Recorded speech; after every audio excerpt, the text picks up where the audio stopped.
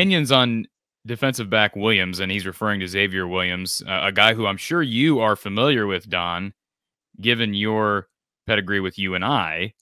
And here's a guy who there was some nice hype around him deciding to transfer in.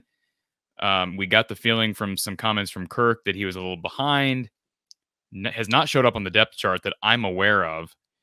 What are your thoughts on Xavier and his impact this season? Will he be in a position to make an impact with a very deep, I think, defensive backfield? Yeah, I think there's certainly a good chance. I don't know for week one. Maybe he's not on the two deep right now, but I think there's certainly a chance as the season plays out that he'll, at the very least, be in our two deep.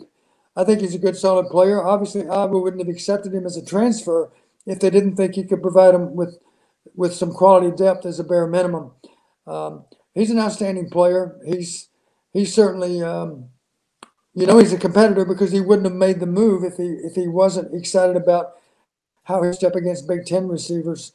So I don't doubt as the season plays out that we'll see more and more of Xavier. And I certainly know he played well for UNI. And as you know, Khalil Mack's a good example of a guy.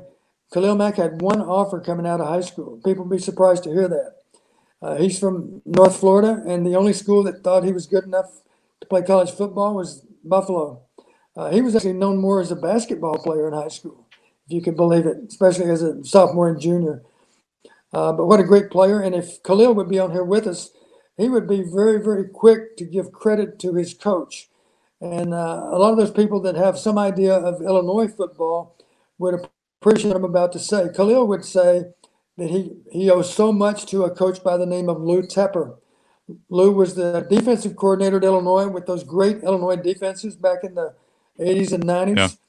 Yeah. And I had a chance to coach with him for 3 years at Buffalo. And certainly, I don't think there's any way Khalil would have developed as well as he did without the mentoring of Lou Tepper as his position coach. Lou actually has written a book, and it's on just about every linebacker coach's shelf. It's simply a book about linebacking play. And he's written a book on it, and he's one of the very best. He's now retired, but an outstanding coach and a great man. What did you see from Xavier at UNI, Don, specifically? I mean, did he really pop out at UNI? Was he a guy that you could see making an impact on special teams? I mean, again, I know you brought it out that Iowa wouldn't have offered him a scholarship had they not seen something in him. But I would think that he had to have jumped out on tape with you watching him at UNI. Yes, he did.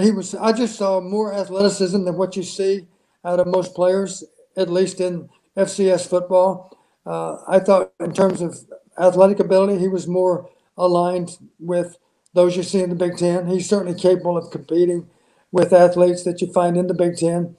And again, it's all about how he compares to other outstanding players that have been recruited by Iowa through the years. You know, we've made a lot of good decisions in who we've recruited to play in the secondary, and the competition is stiff.